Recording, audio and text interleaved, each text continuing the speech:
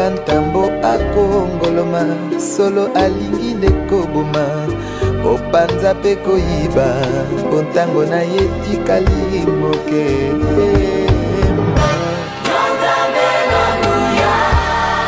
ozalisi ya likolo na se mokili esima. Je vais vous demander d'applaudir encore très très fort le roi des rois, le Seigneur des seigneurs, avec des cris de joie, avec des cris de joie. Ce roi des rois est le Seigneur des seigneurs, c'est lui qui règne, c'est lui qui nous a fait du bien ce matin, c'est lui qui brave le froid ce matin. C'est lui qui met la chaleur dans notre cœur ce matin. Alléluia. Il nous donne la chaleur. Il nous donne d'être là ce matin. Oh, merci Seigneur. Vous pouvez vous rasseoir. Vous avez raison d'avoir applaudi celui qui vit. Celui qui communique et le froid et la chaleur. Tout cela dépend de lui. Lui, il a toutes choses en contrôle. Il n'est pas surpris ni par le froid ni par la chaleur. Pendant que nous parlons du froid, ailleurs c'est la grande chaleur. Ils ne savent même pas dormir à cause de la chaleur. Amen. Dieu est bon. Alors nous voulons continuer notre enseignement que nous avions commencé déjà le dimanche passé. Un enseignement autour de la Sainte Seine. La Sainte Seine, quelque chose d'aussi important dans l'église. Voilà pourquoi nous prenons du temps pour qu'ensemble on comprenne ce qu'on fait. Pour qu'ensemble on comprenne qu'est-ce qui se passe quand nous nous approchons de la table du Seigneur.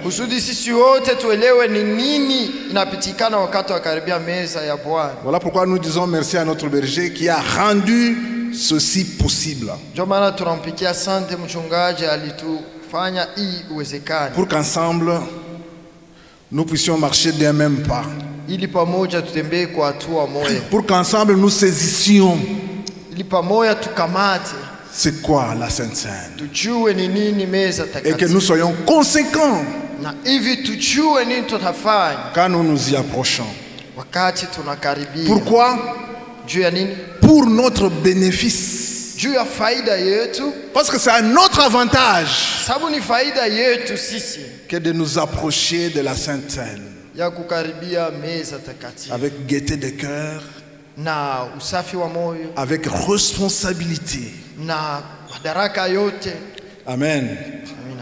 Alors nous avons eu des principaux textes bibliques que nous avons lus, que nous allons lire encore. Nous avons eu 1 Corinthiens 11, 23 à 34. Nous avons eu Matthieu 26, 26 à 30. Nous avons eu Marc 14, 22 à 25. Marc 14, 22 à 25. Nous avons eu Luc 22, 17 à 20. Ce sont des versets que vous pouvez lire aussi à la maison. Alors, pour l'instant, je ne vais pas tout lire.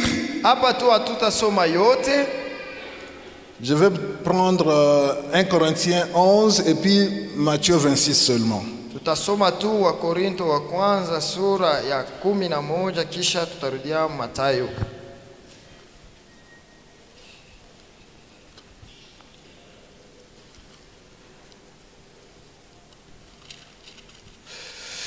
Je vais lire Matthieu 26, 26 à 30.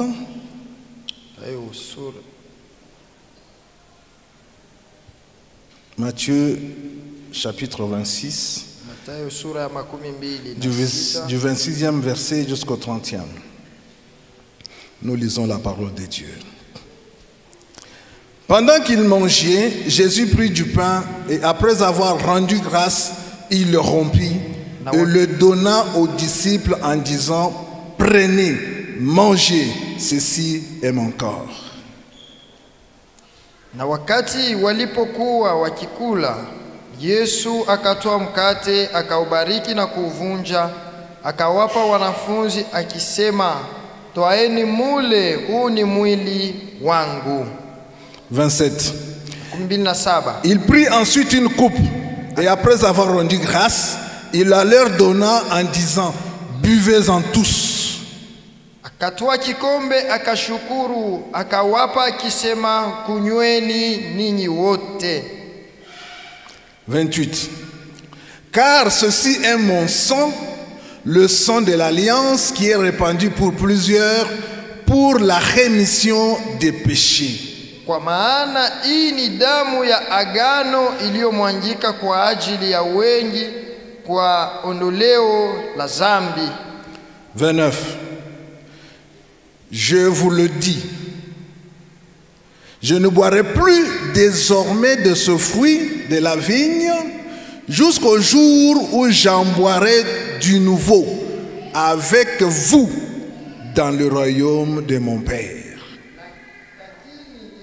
Bia, ninyi sitakunwa matunda ya mzabibu tangu sasa hata siku ile nitakapokunwa mpya pamoja nanyi katika ufalme wa Baba yangu. J'aime bien la dernière partie de ce verset. Napenda mwisho ya hii usomi.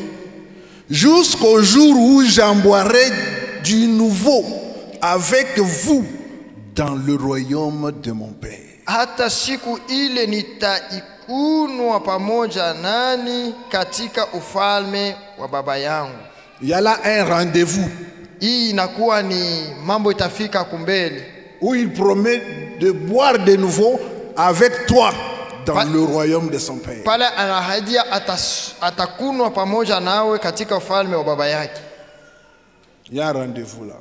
Pale peko mambo inatuchunga. Alors, je lis encore 1 Corinthiens 11, celui-là nous le lisons tout le temps, celui-là. Soma tena wa Korinto wa kwanza sura ya 11 tunaisomaka kila mara.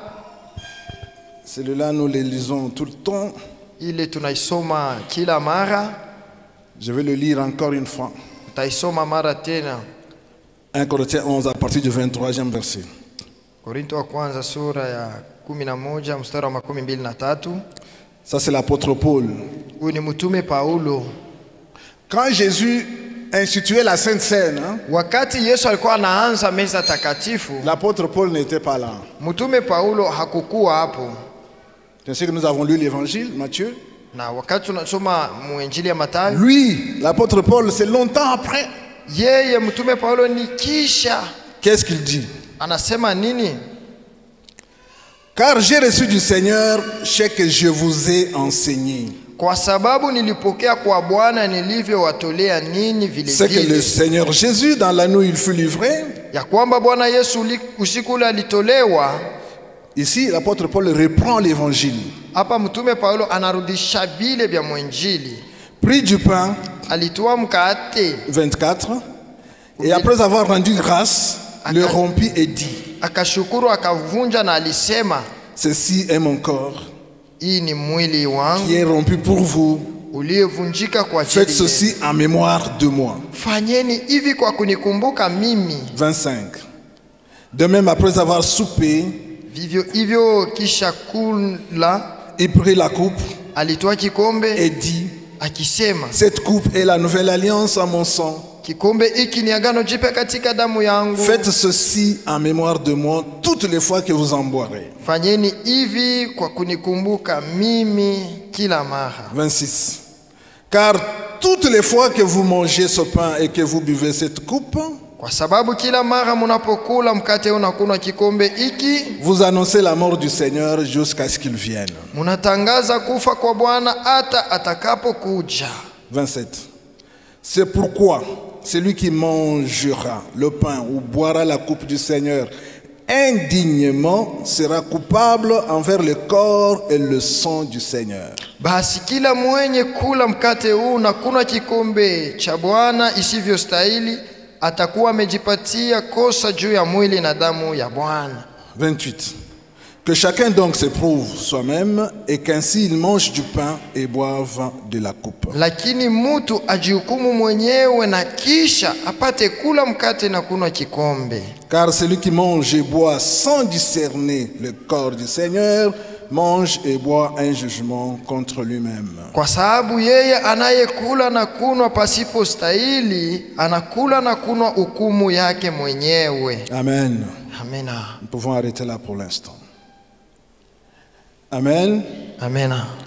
Alors, il y a différents noms de la Sainte Seine. Peko majina mbalimbali ya meza takatifu. La Sainte Seine, il y a d'autres noms par lesquels on l'appelle, on le nomme. Kuko majina ingine vile banaita. Nous avons retenu quelques noms selon les grandes tendances. Tuli kamata majina kubwa kufatana na batu vile beko na waza. Le premier nom que nous avons trouvé, c'est Eucharistie. Jina ya kwanza tulipata ni Eucharistia. Quand on parle de l'Eucharistie, c'est aussi la Sainte Seine. Wakati banasemea Eucharistia inakuwa pia meza takatifu. Eucharistie, c'est un mot grec. Eucharistia inakuwa ni tamko ya Kiyunani qui signifie inasema rendre grâce. Kushukuru. Ça l'Eucharistie. Et nous avons trouvé ça dans 1 Corinthiens 11, 24 quand nous avons lu notre texte ici. Tulipata mu Wakorintho wa kwanza wakati tulisoma hapa. Et dans d'autres milieux, on appelle la Sainte Seine l'Eucharistie. Na mufazi nyingine banaita meza takatifu ya kwamba ni Eucharistia. Rendre grâce. Kushukuru. D'autres encore wengine pia appellent la Sainte Seine wanaita meza takatifu Elogia. Elogia. C'est aussi un mot grec. Nayo ni tamko ya Kiyunani qui signifie bénédiction. Inasemea baraka. Là vous trouvez ça dans 1 Corinthiens 10, 16. Ile unapata Wakorintho wa kwanza sura ya 10 mstari wa 16. C'est là où l'apôtre Paul parle de la coupe de la bénédiction. Pale mtume Paulo anasemea kikombe ya baraka.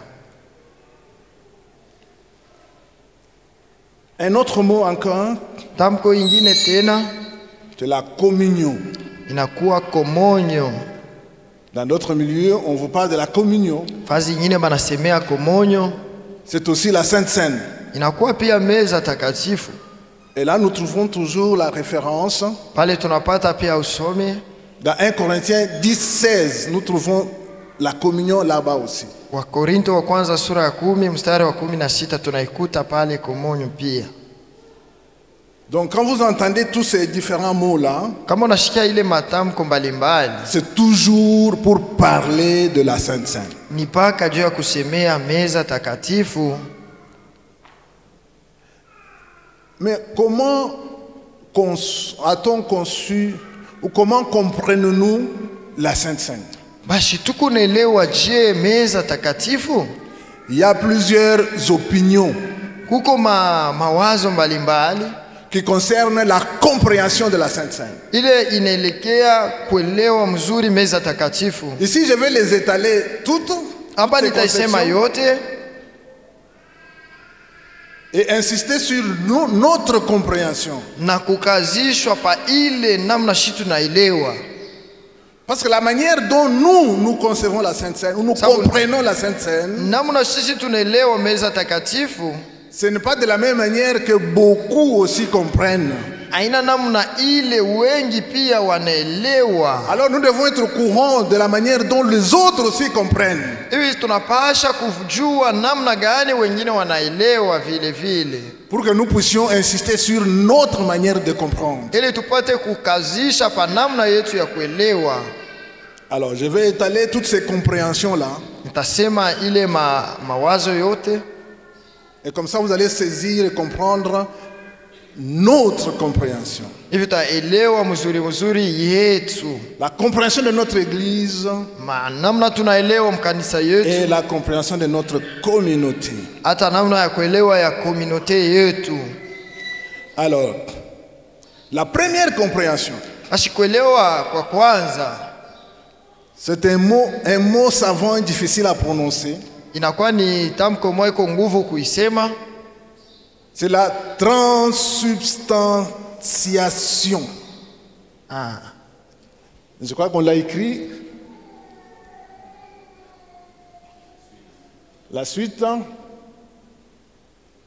Voilà. Transubstantiation.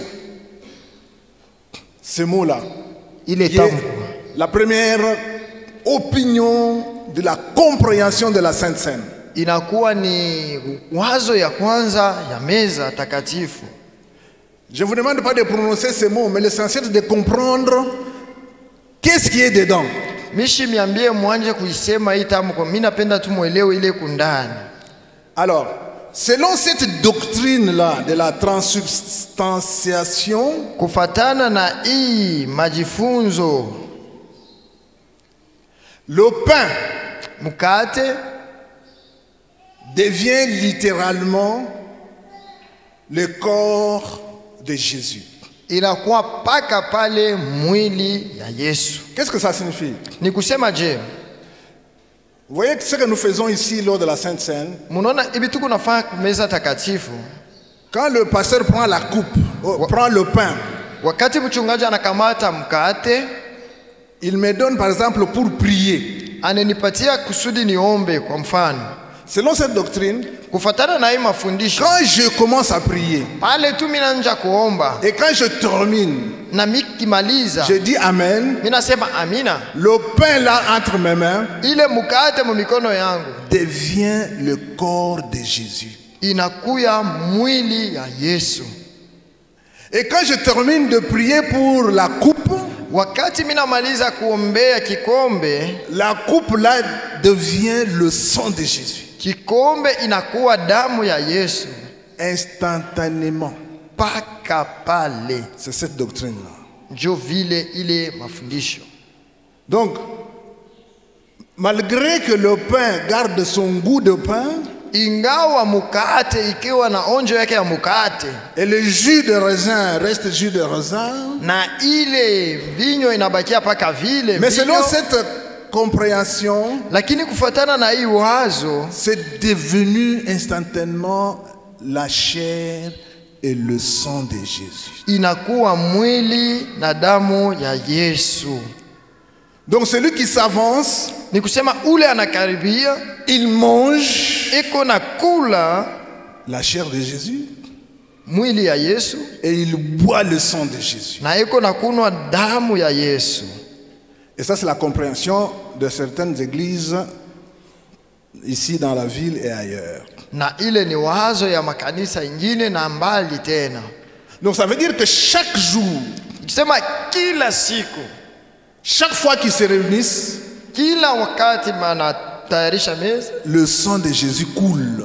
Meza ya Yesu iko na damu ya Yesu iko na mwanjika. Et qu'il mange la chair de Jésus. Beko na kula ni nyama ya Yesu. C'est ça cette première doctrine-là. Ndio vile iko na maanisha. Mais les Écritures contredisent cette compréhension. Lakini maandiko inasema upindupindu ya ile wazo. Ça j'ai tenu qu'on lise ça aussi, c'est dans Hébreu. Ile mimi nipenda tuisome, iko katika kitabu cha Hébreu 7. Waebrania sura yake ya 7 à partir du 24e verset. Mustari wake wa 24. Nous lisons. Tunasoma. Mais lui, lakini yeye, parce qu'il demeure éternellement, kwa sababu anakaa hata milele, il possède un sacerdoce qui n'est pas transmissible. Ana ukohani usio ondoka. C'est aussi pour cela qu'il peut sauver parfaitement ceux qui s'approchent de Dieu par lui. Naye kwa sababu hii anaweza kuokoa kabisa wao wanaokuja kwake. étant toujours vivant pour intercéder en leur faveur. Maana yeye ni ai siku zote apate kuwaombea. 26. Il nous convenait en effet d'avoir un souverain sacrificateur comme lui. Maana kohani wa namna hii alitufaa sisi sana. Saint, saint, aliye mtakatifu, innocent, pasipo uovu, sans tache, wala halama ya uchafu, séparé des pécheurs, aliyetengwa na wenye zambi, et plus élevé que les cieux. aliyekuwa juu kuliko mbingu. 27. 27.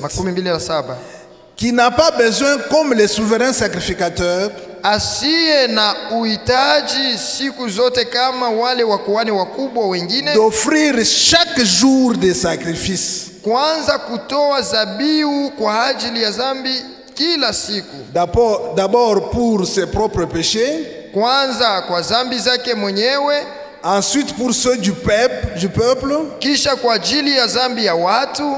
Car ceci, maana ile, il l'a fait une fois pour toutes, yeye alifanya hivi mara moja tu, en souffrant lui-même, alipojitoa mwenyewe.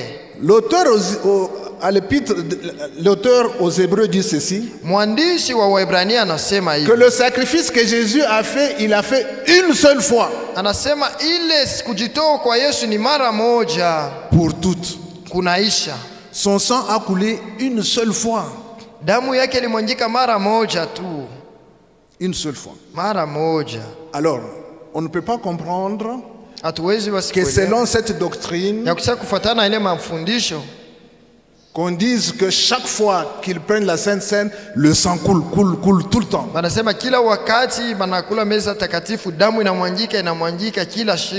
Donc ça, c'était un grand débat dans l'histoire de l'Église. Pour prendre, considérer une manière de comprendre la Sainte Seine. Alors, le débat sur cette doctrine-là a continué. Donc les autres ont sorti ce verset pour contredire cette façon de croire, que chaque fois qu'on prie pour le pain et que l'on prie pour la coupe, ça se transforme dans le corps et dans le sang de Jésus qui coule tout le temps.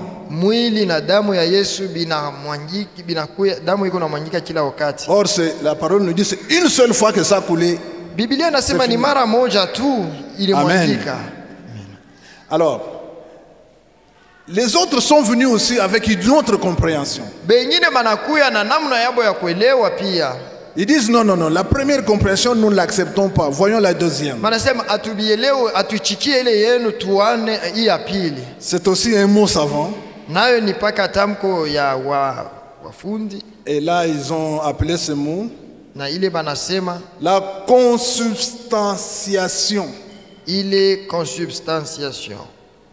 Alors, là, qu'est-ce qu'ils disent dedans?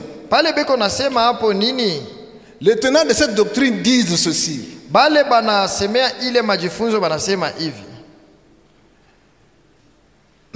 Ils disent celui qui vient, comme quand nous commençons à servir la Sainte Seine, nous nous mettons dans toutes les allées ici. Il dit quand nous vous donnons, quand vous venez et que vous prenez le morceau de pain dans l'assiette, et ou que vous prenez la coupe sur le plateau, à partir du moment où vous prenez ça, Jésus vient, entre dans la coupe, ou entre dans le pain que vous avez, et vous mangez son corps à travers le pain que vous prenez, ou vous buvez son sang à travers la coupe que vous prenez. C'est ça, cette conception-là. Donc avant que vous nous mettiez dans la bouche, Asema mbele hata uitie tu kukinwa. ils disent que Jésus vient déjà Wanasema Yesu anakuya et que pale. vous le prenez à travers le pain et la coupe. Unamkula kupitia mkate na unakunwa kupitia kikombe. Mais cette conception Lakini ile wazo n'a pas encore trouvé de texte ayapataka usomi dans la Bible pour confirmer ça. mu Biblia juu ya kuhakikisha ile mambo. Il n'y a pas encore un texte qui appuie cette conception des choses. Hayakuya na usomi iko na hakikisha ile namna ya kuwaza. Et il y a des églises qui pratiquent aussi ça. Kuko makanisa iko nafanya vile. La troisième conception de la Sainte Seine, Wazo ya tatu ya meza takatifu c'est le symbolisme. inakuwa ile kuonesha kwa alama. Le symbolisme. Inakuwa naonekana kupitia alama. Alors, cette doctrine Hii majifunzo présente la Sainte Seine inaonesha meza takatifu comme un mémorial inakuwa kama ukumbusho dans lequel pale le pain mkate et la coupe na kikombe sont des symboles. inakuwa tu ni maalama. Des symboles qui font quoi? Maalama inafanya nini? Qui aident le croyant Iku na msaidia muaminifu à se souvenir kukumbuka du sacrifice kujitoa expiatoire kwa de Jésus. ondoleo ya zambi wa Yesu Kristo. Qui aide le croyant Inasaidia muaminifu à se souvenir kukumbuka du corps meurtri de Jésus mwili ulichubuka wa Yesu et du sang qui a coulé sur le bois infâme. na damu ilimwangika kwa muti. Les symboles qui aident le croyant Ile alama inasaidia mwaminifu à attendre le retour proche de notre Seigneur Jésus-Christ. kuchunga kurudia kwa karibu kwa Bwana wetu Yesu Kristo. Et là, Na pale nous avons des textes tuko na mausomi qui appuient cette doctrine. iko na shikamisha ile wazo. 1 Corinthiens 11, 24 à 26. Wakorinto wa kwanza sura ya 11 mstari wa 24. C'est la doctrine qui est biblique. Ni mawazo iko ya Biblia. Et c'est la doctrine de notre Église. Ni mafundisho ya kanisa yetu. Et c'est la doctrine de notre communauté. Tena ni mafundisho ya komunote yetu. Le symbolisme. Ile alama. Le pain Mukate que nous prenons ile tunakula représente, inaonesha, symbolise inakuwa ni alama le corps meurtri de Jésus. ya mwili wenye kuvunjika wa Yesu. Nous ne mangeons pas la chair de Jésus. Atukule mwili wa Yesu. Nous ne buvons pas le sang de Jésus. Atukunwake damu ya Yesu. Nous prenons du pain qui symbolise son corps qui Tuna- était meurtri ce jour-là. Tunakula mkate inakuya alama ya mwili ya Yesu ilivunjika ile siku. Nous prenons la coupe Tunachukua kikombe qui symbolise inakuwa alama son sang qui a coulé ce jour-là. ya damu yake ilimwangika pia ile siku. Nous prenons le pain et la coupe Tunakula mkate na kunwa kikombe pour manifester son retour proche. juu ya kuonesha kuja kwake kuko karibu. Pour manifester que nous l'attendons. Juu ya kusema shie tuko na mungojea. Pour manifester que nous sommes prêts pour son retour. Tunasema sisi tupo tayari juu ya kuja kwake. Voilà pourquoi c'est notre mémorial. Ndio kwa maana inakuwa ni ukumbusho La yetu. Sainte Seine. Meza takatifu. Alors, mais parce qu'il s'agit du symbole, Vile inakuwa ni alama. parce qu'il s'agit du symbole, Juu ni alama. est-ce que doit-on toujours voir tunapasha basi kuendelea kuona le pain de la brioche mukate ya kula brioche ou le jus de raisin au paka vinyo, parce qu'il s'agit du symbolisme. shinakuwa ni alama. Est-ce que serions-nous surpris Je tutashitushwa si Papa Sylvestre kama Papa Sylvestre un jour siku moya nous amène ici à la table anatuletea ku meza huku un peu de manioc bien fait, anatuletea tu mioko ya kukalanga un peu de chikwang bien fait, au mama nkwanga, un peu du thé chaud bien fait? au tu chai ya moto? Est-ce que ça va nous surprendre? Bitatushangaisha. Amen. Amen.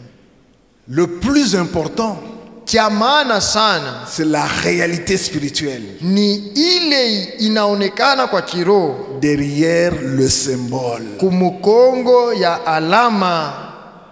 Alors si nous saisissons ça, basi kama tunakamata hii, alors nous avons compris. pale tutafaidikia. Alors nous pouvons saisir la réalité spirituelle qui est derrière le symbole. Pale tunaweza kushika ukweli wa kiroho iko kumukongo ya ile alama.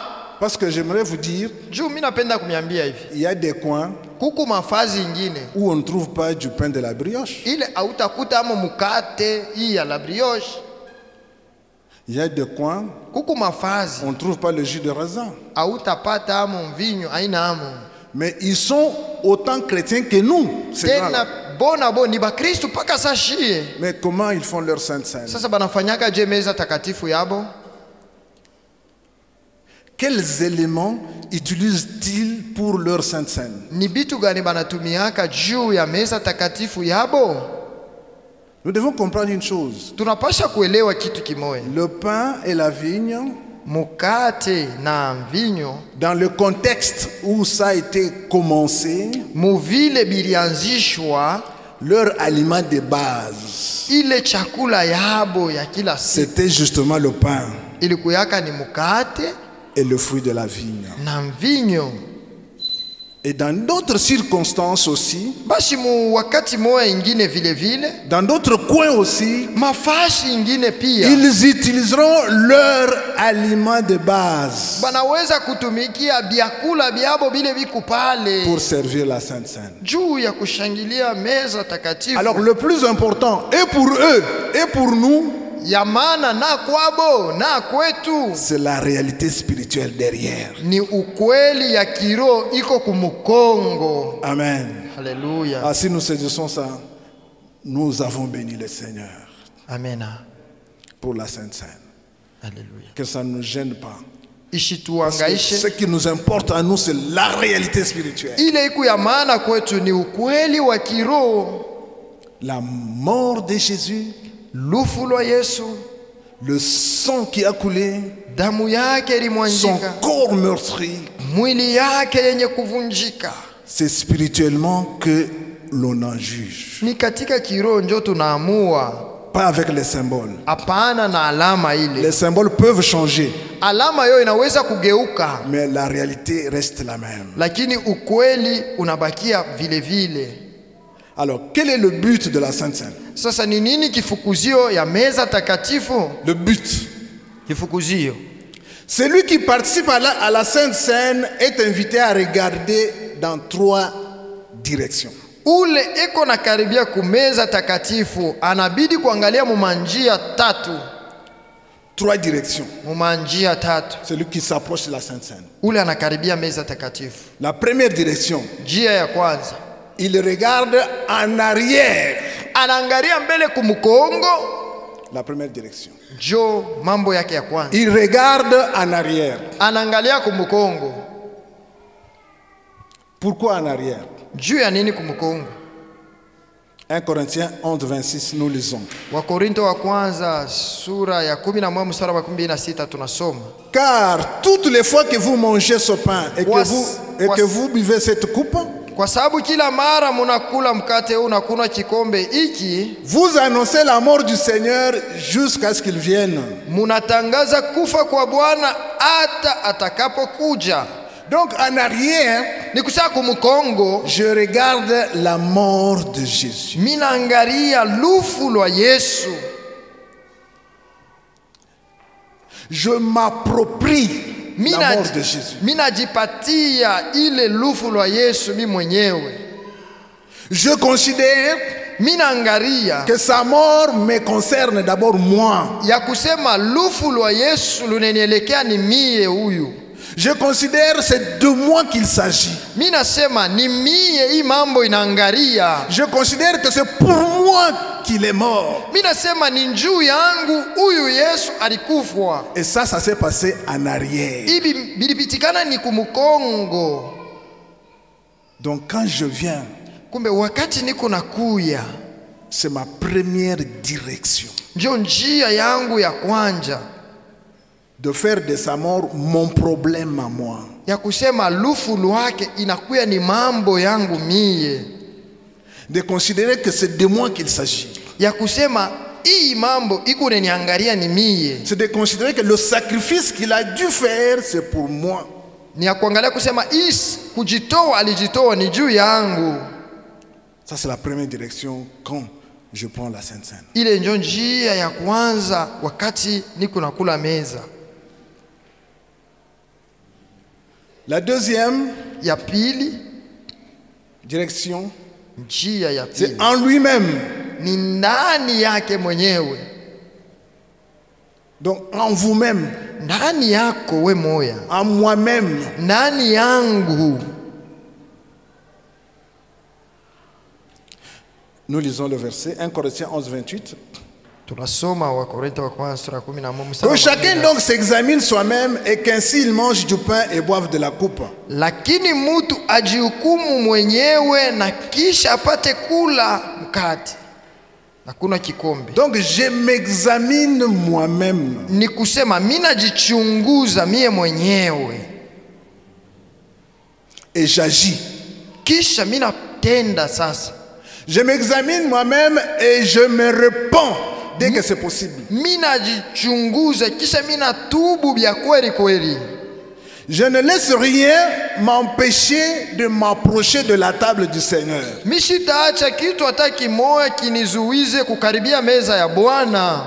Bien-aimé, je ne laisse rien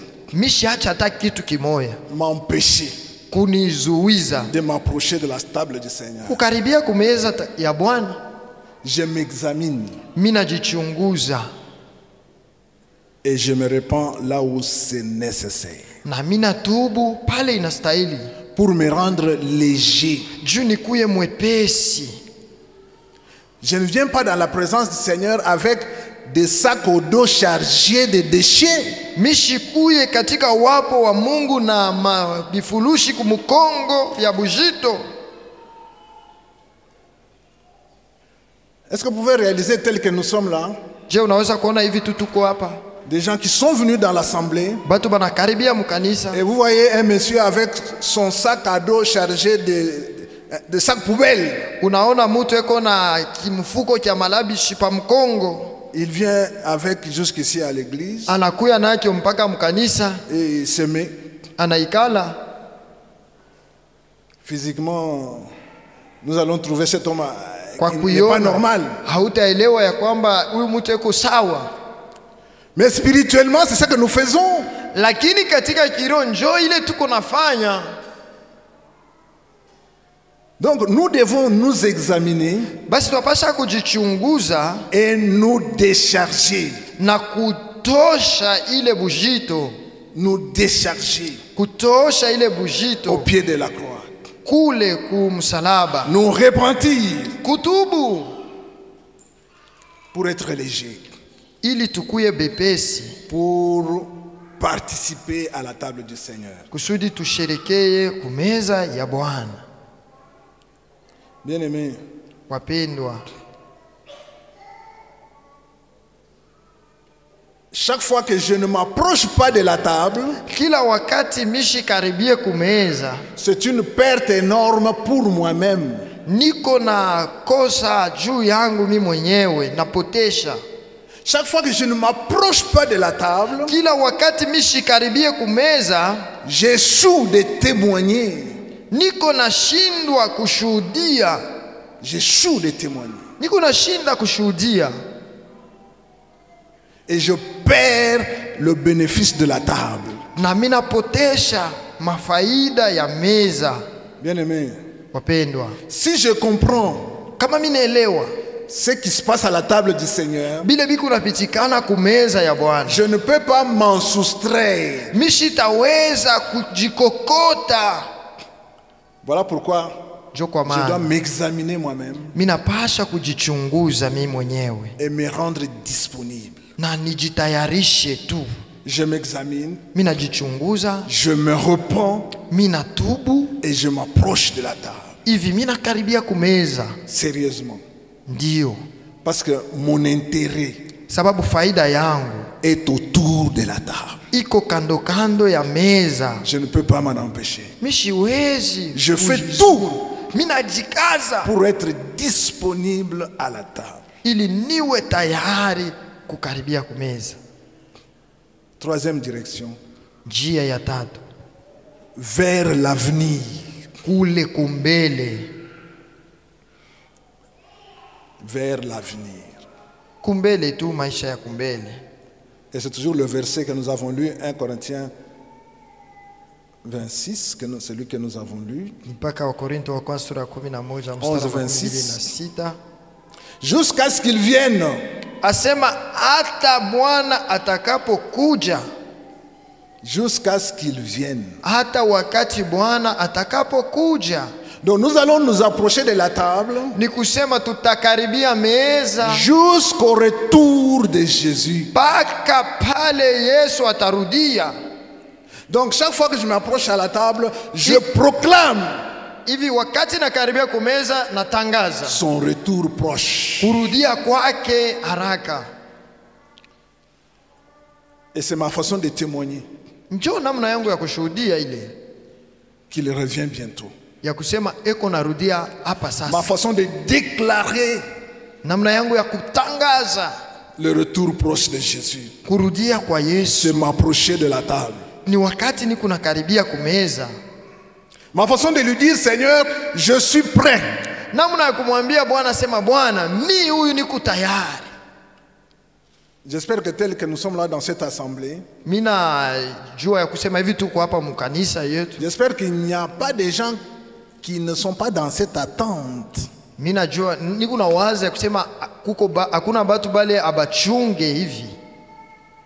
Est-ce qu'il y en a parmi nous qui se disent non, moi je ne suis même pas informé qu'il revient bientôt? Est-ce que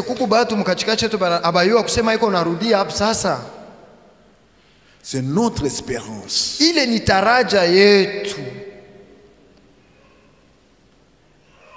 Ma vie maisha yangu n'est pas limitée à seulement ce que je vois. Aina yenye kutiliwa mipaka kubile tu ni kunaona bure. Je n'espère pas seulement shitumainie tu mpaka seulement dans ce que je vois sur cette terre. Paibi ni kunaona huku kudunia, hapana. Non, ma vie de chrétien va au-delà. Maisha yangu kama vile Mkristo kunaenda zaidi ya ile. C'est ainsi que quand je m'approche de la Sainte Seine, ndio kwa maana kama mimi nakaribia kumeza takatifu, je déclare niko natangaza son retour proche. Kurudia kwake haraka. Je déclare mon espérance. Niko natangaza tumaini yangu. Il revient bientôt. Eko narudia sasa. Maranatha. Maranatha. Donc je suis tourné vers l'avenir. Ni kusema mawazo yangu iko naangalilia kesho. Donc la Sainte Seine meza takatifu a donc une portée historique. Iko na wazo moya kuhistoria. Je vois ce qui s'est passé dans le passé. Naona ile lipitikana zamani. C'est ça la portée historique. Jo ile nelekea historia. La Sainte Seine a une portée personnelle. Meza takatifu iko na wazo ya upeke. Donc ça me concerne moi. Maana inanielekea mie. Et la Sainte Seine na meza a une portée prophétique. Inakuwa na wazo ya kinabii. Eschatologique. Iko ya unabii. Des choses à venir. Ya ile mambo itakuwa. Et la chose à venir, c'est quoi? C'est le retour de Jésus-Christ. C'est aussi dans la Sainte Seine. Chaque fois que je prends le pain et que je bois la coupe, j'annonce qu'il revient bientôt. Amen. Alors, qui a droit de participer à la Sainte Seine?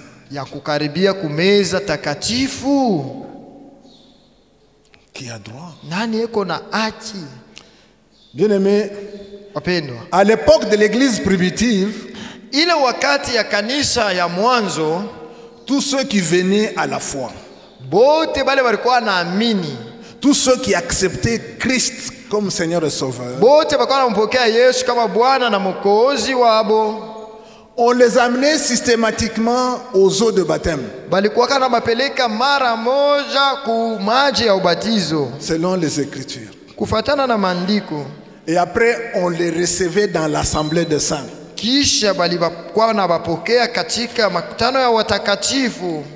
C'était comme ça dans l'église primitive.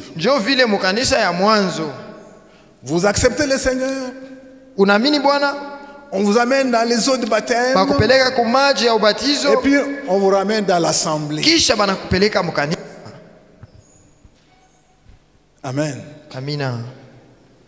Mais aujourd'hui, qu'est-ce qu'on constate? Aujourd'hui, parmi nous,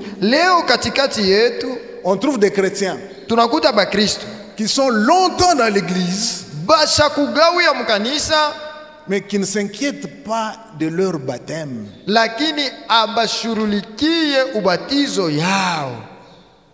Qui ne s'inquiètent pas. Il vient dimanche après dimanche et beaucoup d'années. Mais il ne se pose pas la question, suis-je baptisé? Malgré tous les communiqués que l'on fait passer ici du haut de la chair, lui, ça ne le touche pas encore. Il ne s'en inquiète pas. Il ne se demande même pas parce qu'il y en a qui disent non, moi, d'où je viens, je suis déjà baptisé.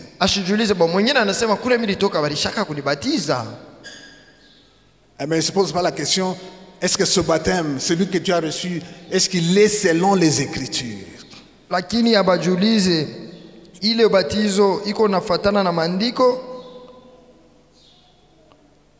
Est-ce que c'est le baptême biblique que tu as reçu?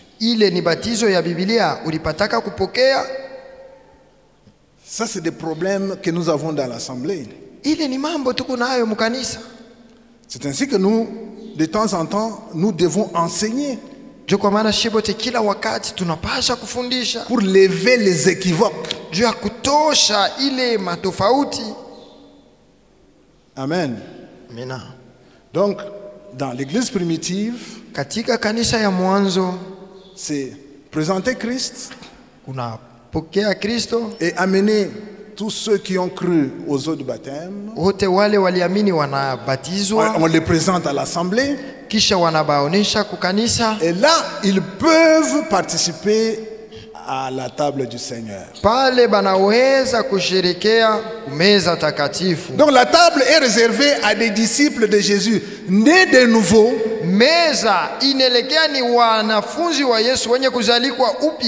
et baptisés par immersion selon les Saintes Écritures.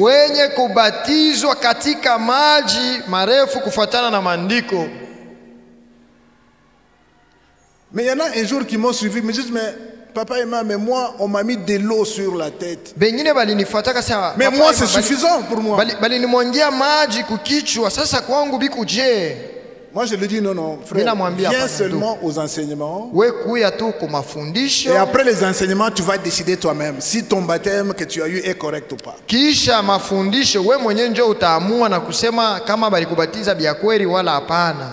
C'est ainsi que tous ceux qui doutent encore, on ne va jamais vous baptiser par force. Hatuwezi kukubatiza kunguvu hapana. Venez suivre les enseignements. We kuya tu fuata mafundisho. Et décidez vous-même. Sasa we mwenyewe ndio utaamua. Si après les enseignements vous constatez que vous êtes dans les bons, eh bien vous continuez. Utajua kisha mafundisho kama uko mubizuri au uko mubaya. Mais après les enseignements, lakini kisha mafundisho, quand vous décidez, wakati unakamata mpango, à ce moment-là nous vous baptiserons. Pale sasa tunakubatiza. Parce que le baptême c'est un engagement d'une bonne conscience. Sababu ubatizo inakuwa ni mpango yenye kukamata na zamiri mzuri. Donc ceux qui sont attendus à la table, basi pale beko na ngojewa kumeza, être né de nouveau, mwenye kuzalikwa upya, et baptisé selon les saintes écritures. Na mwenye kubatizwa kufuatana na maandiko takatifu.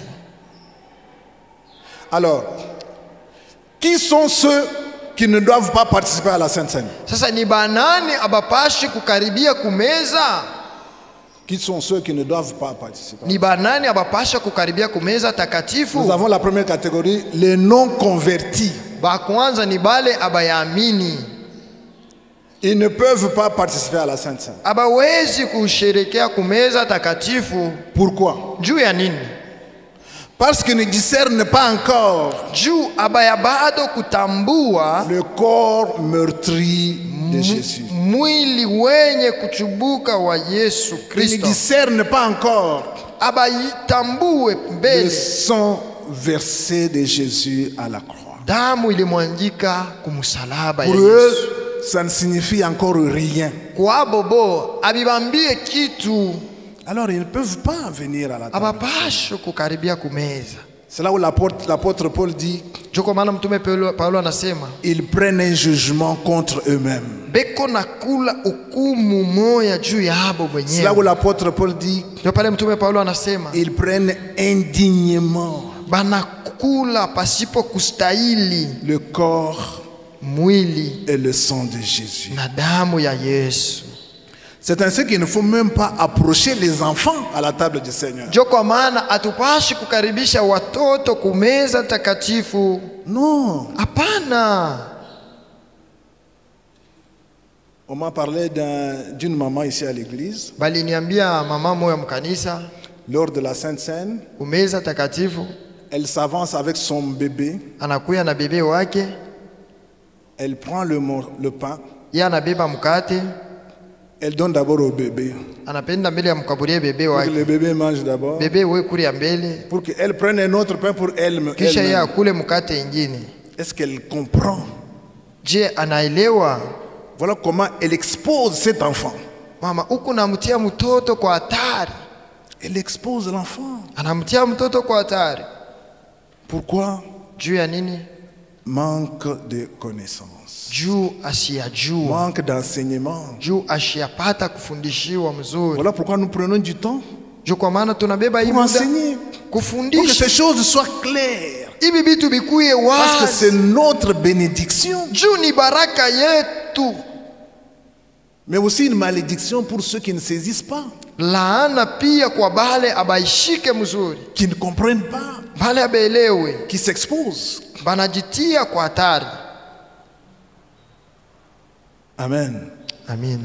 Ce que l'on demande aux non convertis, c'est de venir humblement au pied de la croix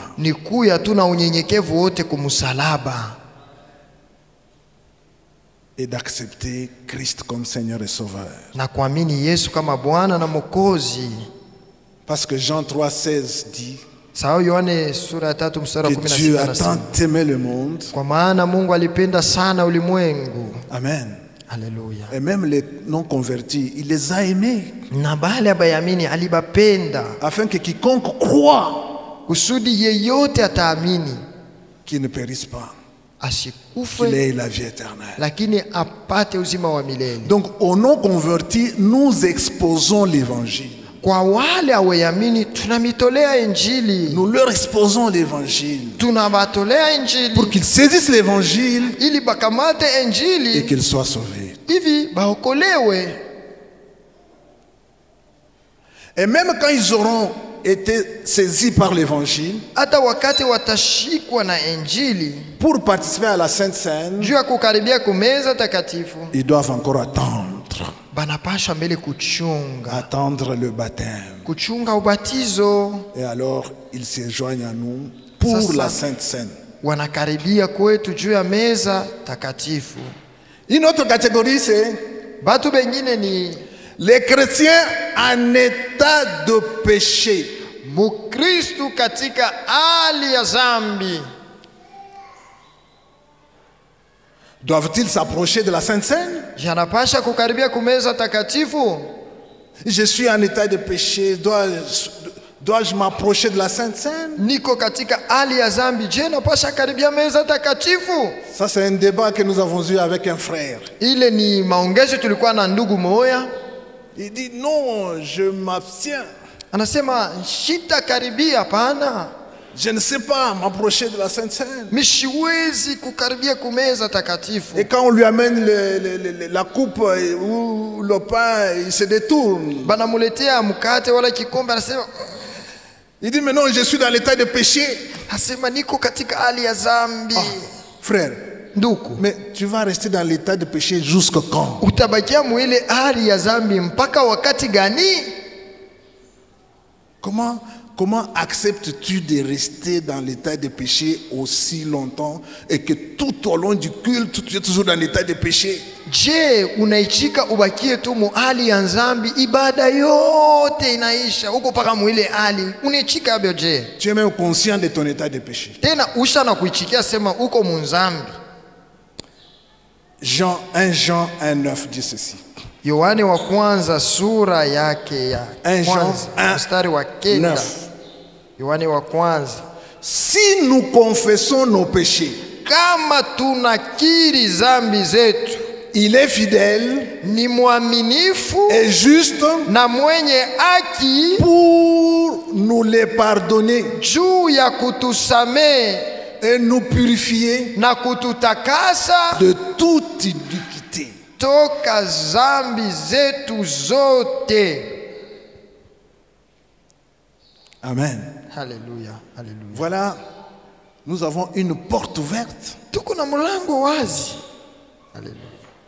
Si nous confessons, kama tunakiri, si j'ouvre ma bouche, nikifungula tu kinwa yangu, si je prends conscience, nikichukua zamiri yangu, et que je confesse, na mina kiri, la Bible dit il est fidèle, Biblia inasema ni mwaminifu et juste, na mwenye haki, pour nous pardonner. kutusamehe. Bien-aimés, nous avons la provision de pardon. Wapenda, tuko na akiba ya Baba, la provision du pardon, akiba ya usamaha pour nos péchés. juu ya zambi yetu. Lui, il est fidèle et juste. Yeye ni mwaminifu tena mwenye haki. Donc si je me rends compte kama tu mimi natambua que je suis dans l'état de péché, ya kwamba niko katika hali ya zambi, le plus vite, mbio je dois me repentir, mimi napasha kutubu, confesser. kutubu. Et lui, il dit qu'il est prêt. Yeye anasema nini? Eko À tayari la minute qui suit. mpaka tu dakika inafuata. Et il est fidèle Tena ni mwaminifu de me pardonner kunihurumia du fin de mon cœur, ndani ya roho yangu, sincèrement, kweli kweli tu, et par la foi, tena kwa imani. je saisis le pardon de Dieu Mimi nashika msamaha ya Yesu, et je deviens allégé pale mimi napunguzwa pour participer à la Sainte Seine. na kwa mwepesi juu ya kukaribia kumeza takatifu. Parce qu'à la Sainte Seine, il y a mon bénéfice. Sababu kumeza takatifu kuko faida yangu. Parce qu'à la table, il y a ma restauration. Kumeza kuko urekebisho wangu. Parce qu'à la table, il y a ma bénédiction. Kumeza kuko baraka yangu. Comment puis-je m'en soustraire? Je, nitaweza kukatala ile? Bien-aimé, Wapendwa, la repentance fait partie de la vie du chrétien. kitubio inakuwa ni hali yetu ya maisha ya Kikristo. Je parle ici de la repentance sincère. Ndiko nasema ni kitubio cha bia kweli. Fait partie de ma vie. ile inakuwa mu maisha yangu mie, pour que je sois rendu disponible à la table hivi nikuwe tayari kumeza et en tirer mon bénéfice. na kufaidikia nayo. Encore une fois, Mara nyingine tena, ne laissez rien usiache hata kitu kimoja venir vous empêcher de participer à la table du Seigneur, kukushindisha kukaribia kumeza takatifu, à la table de bénédiction, kumeza ya mabaraka, à la table de souvenirs, kumeza ya ukumbusho, à la table d'espérance. kumeza ya tumaini. Parce qu'à la table, j'espère Sababu kumeza niko na le tumaini retour de Jésus-Christ. kurudia kwa Bwana Yesu Kristo. Une autre question que l'on pose souvent, Ulizo ingine tunaulizaka c'est la fréquence de la Sainte Seine. inakuwa ni La fréquence. muda gani tutakula meza, La fréquence. muda Et là aussi, pale na hapo il y a beaucoup de pratiques. peko tu namna ya kuachana chana iko nafanika. Il y en a qui le font une fois l'an, Kuko bale banaifanya mara moja kumwaka, et surtout à la Pâque, ba mingi kupasaka tu, parce qu'ils considèrent que la Sainte Seine a été instituée lors de la Pâque. banaona ya kwamba meza takatifu ilianzishwa Alors kupasaka. c'est quand c'est à la Pâque là que eux organisent la Sainte Seine. Boni paka kupasaka tu njo banakula meza. Il y en a qui organisent tous les 6 mois. Bengine ni kila miezi 6, Il y en a qui organisent tous les 3 mois. bengine ni kila miezi 3, Il y en a qui organisent chaque mois. bengine ni kila mwezi, Et il y en a qui organisent chaque semaine. bengine ni kila juma. Ça c'est nous.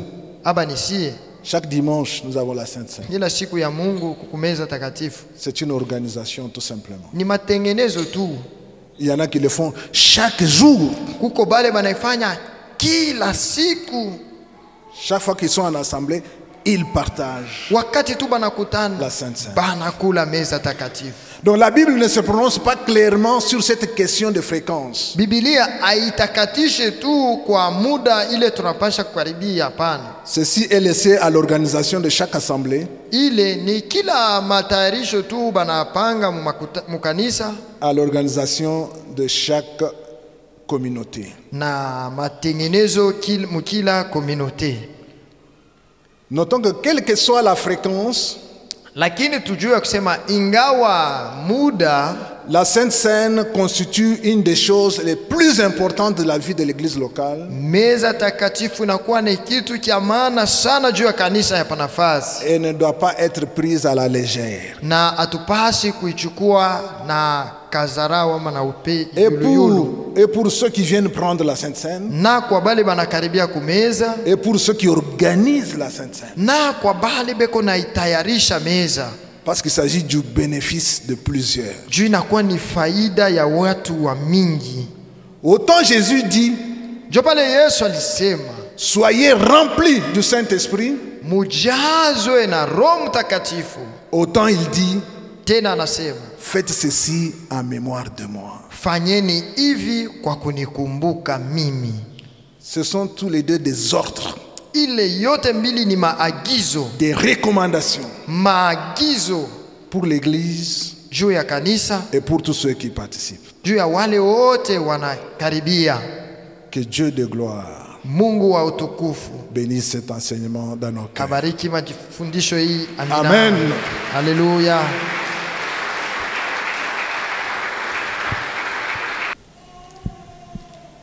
Nous voulons bénir le Seigneur Tunapenda kubariki Bwana parce que nous sommes un peuple béni. kwa maana tuko taifa yenye kubarikiwa.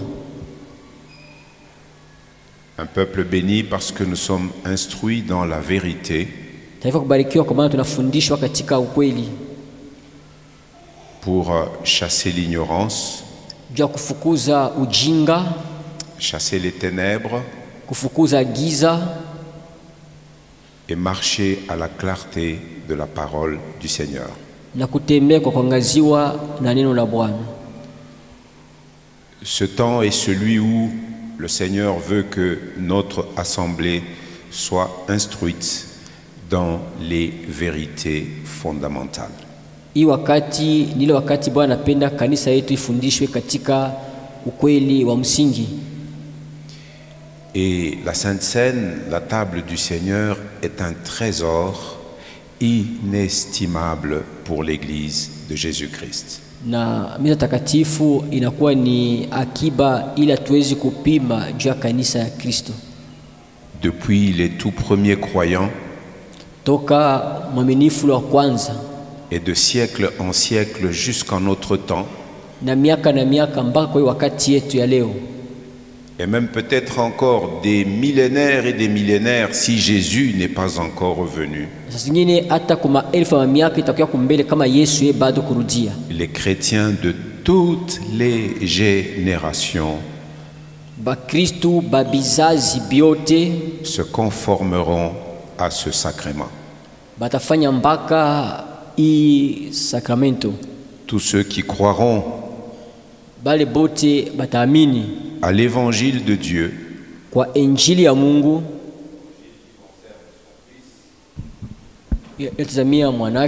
l'évangile qui concerne son Fils, se feront baptiser conformément aux prescrits des saintes lettres. Et ceux qui se feront baptiser s'approcheront de la table du Seigneur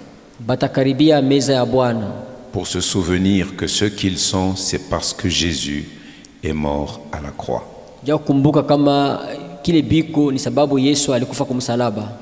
Ils considéreront toujours l'identité qui est la leur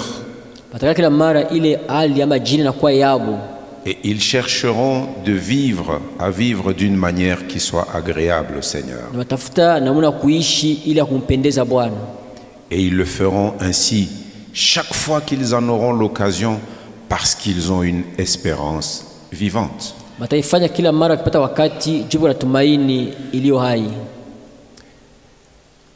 Alors il y a une brèche dans cet enseignement qui nous permet de lancer un appel.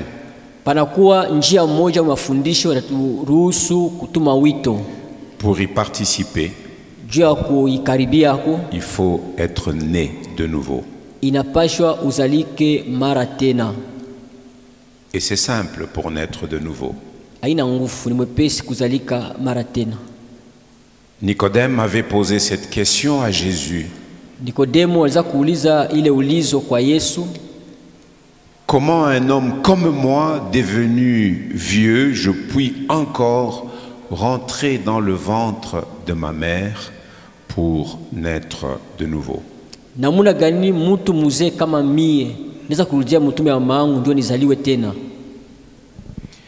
Et Jésus lui a dit, mais Nicodème, toi tu es un docteur d'Israël.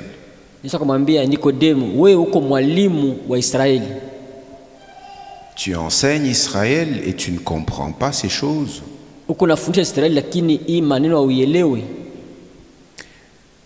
Jésus parlait d'une naissance spirituelle.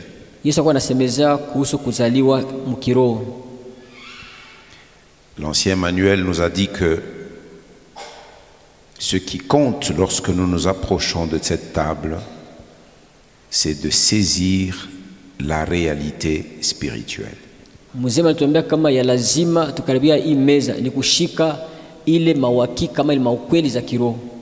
La nouvelle naissance est simple. Quand on entend l'évangile de Dieu, et cet évangile nous dit que Christ est mort pour les péchés, et tous les hommes sont des pécheurs. Et cet évangile nous pousse à être convaincus de péché. Si nous sommes convaincus de péché, l'Esprit nous pousse à nous repentir. Et si nous nous repentons sincèrement, une repentance sincère, c'est celle qui nous amène à nous détourner du péché pour nous tourner vers Dieu. Et si nous nous tournons vers Dieu, Dieu nous demande de placer notre confiance dans son Fils. C'est notre thème de cette année ndio kishina yetu ya hii mwaka que nous avons tiré de Ésaïe 28:16. katika Isaya 28:16. Ainsi parle le Seigneur l'Éternel. Bwana wa milele anasema hivi: J'ai mis pour fondement en Sion une pierre. Niliweka kama msingi kwenye Sayuni jiwe moja. Une pierre précieuse. Jiwe la bei. Une pierre de grand prix. Jiwe la bei kubwa. Une pierre angulaire. Jiwe la pembeni. Celui qui la prendra pour appui n'aura pas hâte de fuir. Ce matin encore, s'il y a une personne au milieu de nous qui ne s'est pas encore repenti de ses péchés, car Jésus est venu mourir pour les pécheurs, pas pour les justes.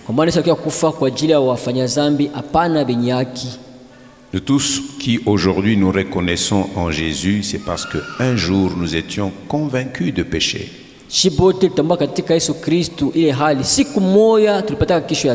Nous en étions repentis. Nous en sommes détournés pour nous tourner vers Dieu. Et nous avons pris Jésus pour appui de notre vie. C'est notre thème annuel, prendre pour appui le fondement de Dieu, Jésus-Christ et sa parole.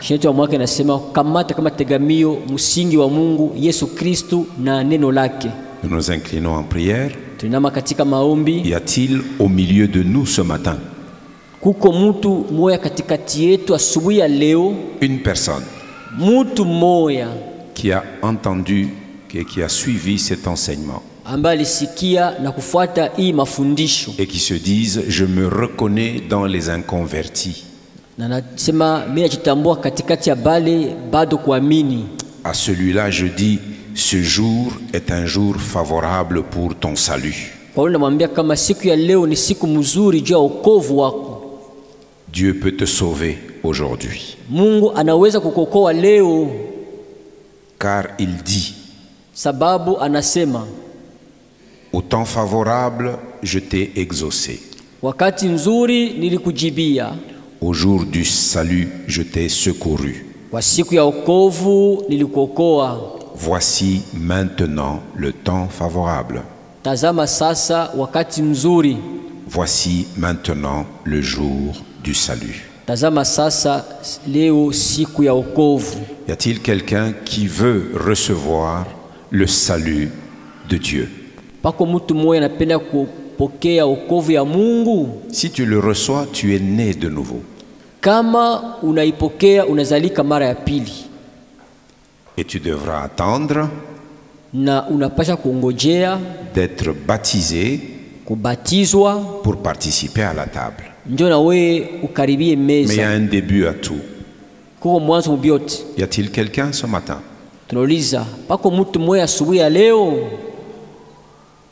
Merci mon frère, tiens-toi debout. D'emblée, je t'appelle mon frère, tu vois. Parce que ton cœur est touché. Y a-t-il une deuxième personne? Merci mon frère, tiens-toi debout. Alléluia. Gloire au Seigneur. Il y a de la joie au ciel lorsque un seul pécheur se repent. Y a-t-il une troisième personne? Parfois tu luttes dans ton cœur, tu te dis: ah, j'ai déjà fait longtemps dans l'église. Le problème n'est pas de faire longtemps. Le problème de savoir que maintenant c'est le temps favorable.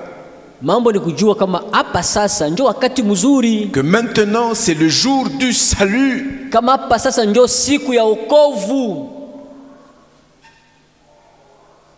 Saisis la main de la grâce qui t'est tendue aujourd'hui.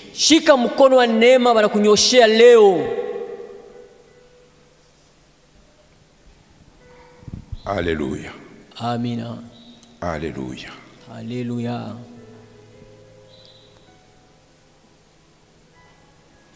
Les deux qui se sont levés, vous allez répéter cette prière après moi.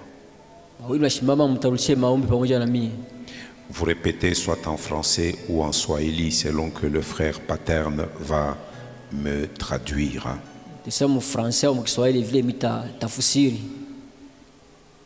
Direction de ma vie. Et fais de moi la personne que tu désires que je sois. Unifanye ule mtu unapenda niwe. Amen. Amina. Est-ce que nous pouvons acclamer le Seigneur? Tupigie Bwana mikono.